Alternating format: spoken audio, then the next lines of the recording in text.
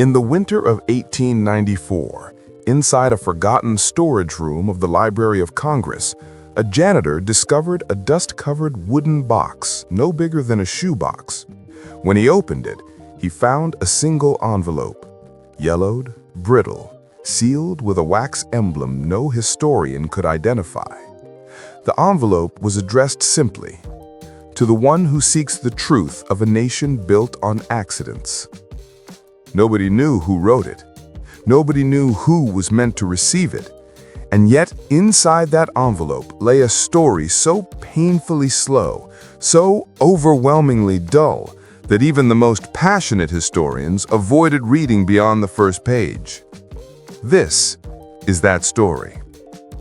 If one were to draw a map of the world's most uneventful places, the Central Plains of pre-colonial North America would surely win the title. Before highways carved their way across the landscape, before railroads pretended to give the region purpose, the land stretched endlessly, flat, cold, and forgettable. The first European explorers wrote diaries overflowing with disappointment. "We walked for 3 days and saw grass. On the 4th day, we saw grass with wind. On the 5th day, more grass." Anonymous French explorer, 1671. The native tribes of the region, far wiser, made no dramatic claims about the land. They simply lived there, not because the land was rich, not because it promised adventure, but because someone had to live somewhere, and this place was as good as any. The early settlers, masters of mild inconvenience. By the early 1700s, settlers from Europe began arriving with dreams far larger than the environment deserved. They imagined fertile soil, abundant game, and rivers that would carry them effortlessly toward prosperity. Instead, they found soil that barely cooperated, game that hid at the slightest noise, and rivers that seemed to exist solely to disappoint travelers by flowing in inconvenient directions. Still, the settlers persevered, not out of courage, but out of the crushing realization that returning to Europe was even more disappointing. The invention nobody needed. In 1734, an obscure farmer named Elias Granger invented a wooden device that he claimed would revolutionize the harvesting of wheat. Historians agree that it accomplished nothing. The device consisted of a wooden pole, another wooden pole, a smaller wooden pole attached to the second pole, and a rope. When asked how this contraption improved farming, Granger confidently replied, "It encourages optimism." Optimism, unfortunately, was not enough to save his farm. The machine broke, the wheat didn't grow, and Granger became a regional symbol of unnecessary enthusiasm. A town nobody intended to build. By 1760, a settlement called Millstone Fork emerged, not because anyone planned it, but because travelers kept stopping at the same place out of mutual exhaustion. No mill existed there, no forked river existed either. Historians suspect the name originated from a drunken misunderstanding that nobody cared enough to correct. Millstone Fork became the slow-beating heart of the region's uneventful existence. Its population was 14 families, 39 chickens, an elderly horse named Probably Dying. The town specialized in 3 exports: mild frustration, wheat that tasted slightly like dust, and long, awkward silences. The people of Millstone Fork were not known for ambition. In fact, the town council once attempted to pass a law making excessive enthusiasm a finable offense. The proposal failed only because none of the council members possessed enough enthusiasm to finish drafting the law. Still, Millstone Fork survived, not through innovation, not through leadership, but through the peculiar American tradition of persistent mediocrity. Families stayed because their parents had stayed, and their parents had stayed because travel was uncomfortable and horses were expensive. The arrival of Reverend Theodore Bellington. In 1772, something extraordinary almost happened. A traveling preacher named Reverend Theodore Bellington arrived in town hoping to ignite religious fervor across the frontier. He was disappointed to find that the citizens of Millstone Fork were far more passionate about discussing the weather than contemplating spiritual matters. His sermons were famously long and astonishingly uneventful. One churchgoer described them as a gentle reminder that the passage of time is unavoidable. His most memorable sermon consisted of 47 minutes describing the moral significance of proper fence maintenance. Nobody disagreed with him because nobody had the energy to. A debate that changed nothing. In 1775, as the American colonies buzzed with revolutionary tension, Millstone Fork held a town meeting to discuss the political crisis. The meeting lasted 6 hours. Not a single decision was made. The minutes included such profound statements as, "We should probably consider thinking about considering action." Does anyone know what the British actually want? More importantly, when is lunch? Ultimately, the town decided to wait and see, a strategy they had perfected over generations. The Great Fence Dispute of 1778. Most towns have wars, scandals, or heroic tales. Millstone Fork had a fence argument.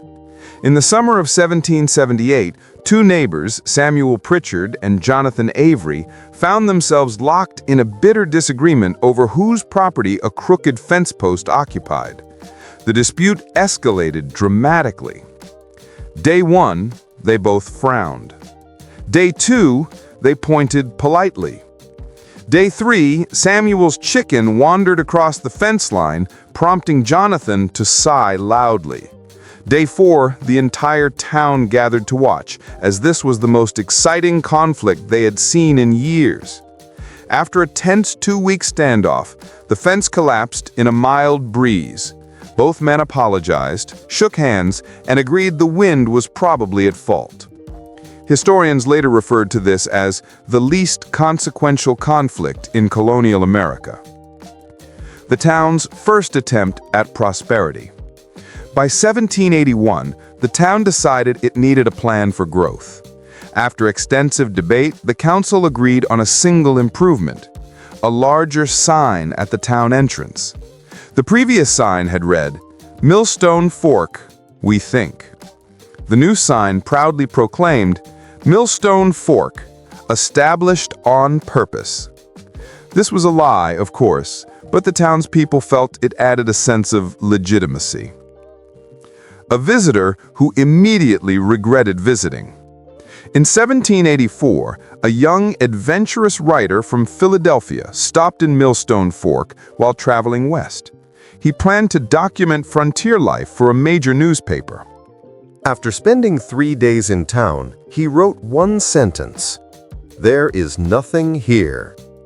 He submitted this masterpiece to his editor, who responded, "This is the most accurate reporting you have ever done." By the late 1780s, Millstone Fork had settled into a comfortable rhythm of predictability. Every morning, the sun rose. Every evening, it set. And in between, extraordinarily little happened. But history, no matter how dull, has a habit of inching forward, even in places where time seems hesitant to bother. The cartographer who mapped the wrong town. In 1787, a traveling cartographer named Lemuel Hargrove arrived with the noble mission of adding Millstone Fork to the growing collection of American maps. Unfortunately, Hargrove had terrible eyesight and even worse memory. He spent 3 days wandering the area, sketching bushes he mistook for forests and hills that did not actually exist. His final map labeled Millstone Fork as a prominent trading post, despite it having almost nothing to trade. Population, approximately 200. The actual number was 63, including the horse. A major river that was, in reality, a shallow creek best known for disappointing travelers. For decades, future explorers arrived expecting a thriving frontier hub, only to find a handful of bored residents who didn't understand why strangers kept showing up asking for the bustling market district. The discovery of the rock that looked slightly like a face. In 1791, Millstone Fork experienced what many locals considered a major cultural event.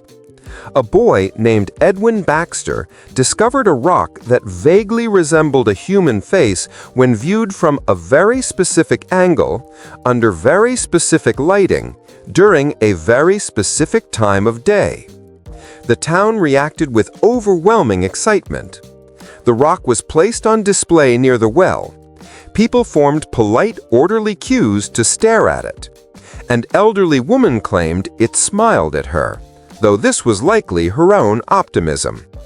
The excitement faded within 2 weeks, once everyone admitted that the rock looked more like a lopsided potato than a face.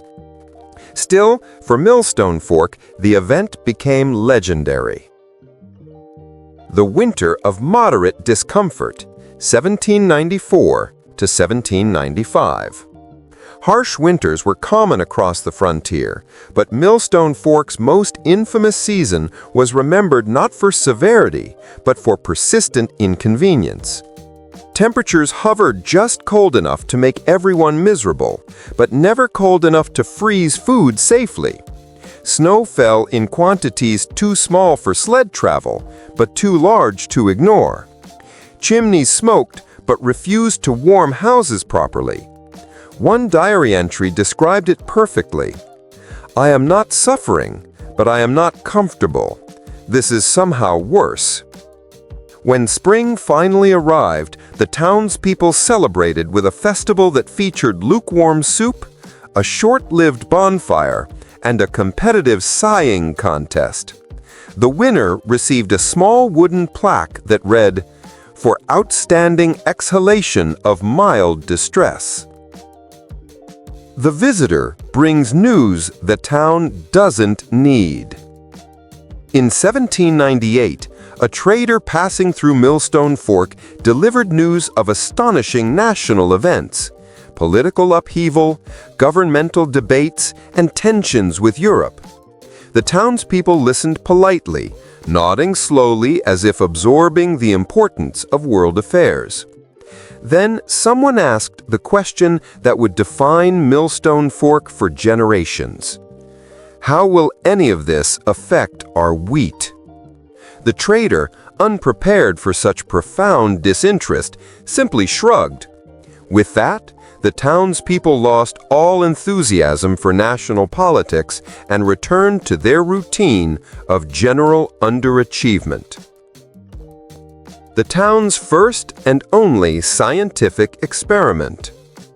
In 1800, school teacher Margaret Delaney attempted to spark intellectual curiosity by organizing a scientific experiment. Her goal was simple: determine whether plants grew faster when spoken to kindly. The results were inconclusive, mostly because half the volunteers forgot to speak to their plants. The other half spoke so quietly the plants couldn't hear them, if plants could hear at all. One participant accidentally sat on his pot of soil and blamed agricultural sabotage. Despite the experiment's failure, Delaney was praised for advancing the town's scientific legacy, which at that point consisted of noticing when it rained. By the early 1800s, Millstone Fork had grown in the same way moss grows on a stone, quietly, slowly, and without any particular ambition.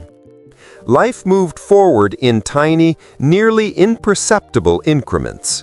Babies were born, old people passed on, and nothing remarkable ever interrupted the predictable cycle of mild monotony. The Great Meeting about whether to have a meeting, 1802. In the spring of 1802, the town council gathered to discuss a pressing issue, whether or not they should schedule a meeting to discuss future issues. The debate lasted an astounding 4 hours. Key statements included, "We should consider deciding whether decisions must be decided upon in meetings. What if we need to discuss something urgent? When has anything urgent ever happened here?" Ultimately, the council voted 3-2 in favor of scheduling a future meeting, although nobody could remember the date or purpose afterward. Historians admire this event as a milestone in bureaucratic pointlessness. The man who claimed he could predict rain. In 1804, a man named Horace Middleton arrived, declaring himself a weather prophet. He believed he possessed an extraordinary gift, the ability to predict rainfall by observing the way grass leaned in the wind. His predictions were spectacularly unreliable. He announced a heavy storm on a day that remained perfectly sunny. He promised clear skies the day lightning struck a barn. He once predicted fog with emotional intensity, though nobody understood what he meant. Eventually, the townspeople accepted that Horace was more entertainment than oracle, and he settled comfortably into his new role as the town's unofficial provider of confidently delivered misinformation. The infamous Picnic of Utter Disappointment, 1806. Millstone Fork attempted to host a grand summer picnic, its first large community event in a decade. Flyers were made, baskets prepared, tables arranged, expectations soared to unprecedented levels for a town this boring. Unfortunately, the bread went stale.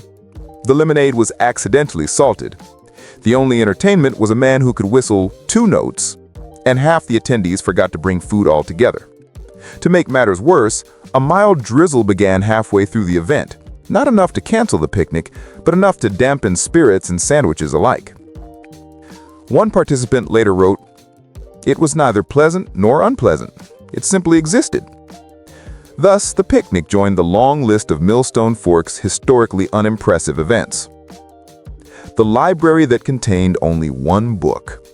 In 1809, the town proudly opened its first library, a small, dusty room with a single chair and exactly one book, a badly damaged copy of A Very Brief History of Wheat. The book was missing its first 27 pages, handwritten by an unknown author, and almost entirely inaccurate. Yet townspeople visited the library routinely, partly out of civic pride, and partly because the chair was surprisingly comfortable. The mysterious traveler who said nothing.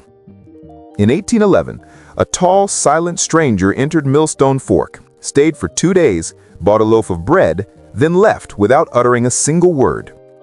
His presence became the most discussed event of the year. People invented theories. He was a spy. He was an outlaw. He was deeply shy. He simply didn't like anyone in Millstone Fork. All theories were equally unprovable. The stranger left no trace except for a coin he used to pay for the bread, which the baker described as slightly shiny. This coin was placed next to the potato-shaped rock in the town's unofficial museum of unremarkable artifacts. The year nothing happened. In 1813, historians agree that 1813 is the most uneventful year in the entire history of Millstone Fork. No major events occurred, no minor events occurred.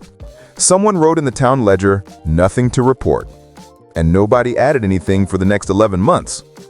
The year became a legend, not because of what happened, but because of what didn't. Teachers later referred to it as the silent year.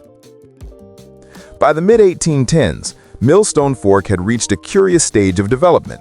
It was not growing, yet somehow not declining either. It simply existed, like a long sigh stretched across the prairie. Travelers referred to it as that place between 2 other places, though nobody could agree on which 2 places they meant. The day the creek rose 1/2 an inch. In 1814, early that spring, something resembling excitement drifted through town. After an unusually long rain, the creek, which locals grandly referred to as the river, rose by a startling 1/2 an inch. People gathered along its muddy edge, whispering nervously, "Is this a flood?" Should we evacuate? Maybe we should at least move the chickens. But the water receded the next morning, leaving everything exactly as it had been before, except for one wooden bucket swept slightly to the left, a detail the townspeople discussed for weeks. A newspaper in a nearby city somehow heard of the incident and published a headline: "Small town faces minor moisture event." This was the most press Millstone Fork had received in decades. The store with nothing people wanted. In 1816, the town's only general store expanded its inventory, hoping to stimulate economic life. Unfortunately, the owner, Thomas Pike, had a poor sense of what people actually needed. He stocked items such as wooden spoons carved too large to fit into any pot, hats designed for a climate the town didn't have, a lifetime supply of lavender soap, despite no one liking lavender, and 47 identical tin buckets. When asked why he ordered so many buckets, Pike replied, "I panicked." The store didn't make much profit, but it did become a reliable gathering place where townspeople could walk in, stare at shelves full of useless objects, and quietly leave without buying anything. The 5-day debate about a road. In 1818, someone proposed building a road connecting Millstone Fork to the next settlement, which lay about 11 miles east. The idea seemed reasonable until the townspeople began discussing it. Over the course of the debate, one man insisted roads attract strange influences, though he never clarified what he meant. Another argued that people might visit Millstone Fork more often, which frightened everyone. Someone else pointed out that the town didn't actually know how to build a road. After 5 days of heated yet sluggish discussion, the proposal was rejected. The eastward settlement later built its own road, stopping precisely 1 mile short of Millstone Fork, in what historians consider a passive-aggressive gesture. The first attempt at a schoolhouse, 1820. Millstone Fork lacked a proper school, so in 1820, the community decided to construct one. A small wooden structure was built near the creek. Unfortunately, the very moment construction finished, the creek shifted slightly due to erosion, something it almost never did, and the new school ended up tilted at a noticeable angle. Children complained that their desks slid gently across the floor during lessons.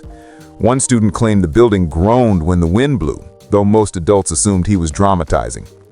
Eventually, the school was abandoned in favor of continuing lessons in Margaret Delaney's front room, where the only problem was her dog occasionally falling asleep on students' feet. A cow causes mild panic. In 1822, one summer morning, a cow belonging to the Avery family wandered into the town square. This was not unusual in itself. What caused alarm was the simple fact that the cow stood completely still for nearly an hour, staring at the well as if contemplating something profound. People gathered, whispering theories. Has it gone mad? Is it signaling danger? Should someone move back? Finally, the cow blinked, turned around, and walked home. The mystery was never solved.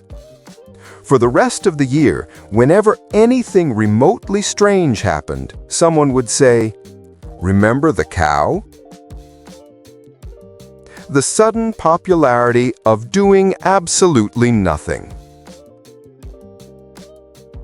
By 1823, evening idling became the town's unofficial pastime. Residents gathered outside their homes at sunset, sat on stools or overturned crates, and stared quietly into the distance. A visitor once asked, "What are you all looking at?" The unanimous answer, "Not much."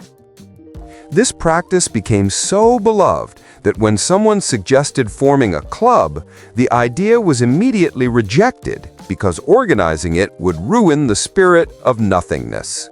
A letter that took 2 years to arrive, 1824. One day, a dusty postal rider delivered a letter addressed to the town. Just the town, not a specific person. Nobody knew the sender. The letter had been on a winding, incorrect route for 2 full years before reaching Millstone Fork. When opened, it revealed a request for wheat prices in the region. The townspeople spent an entire afternoon debating whether they should answer, eventually deciding it would be irresponsible to give prices that had changed at least 17 times since the letter was first written.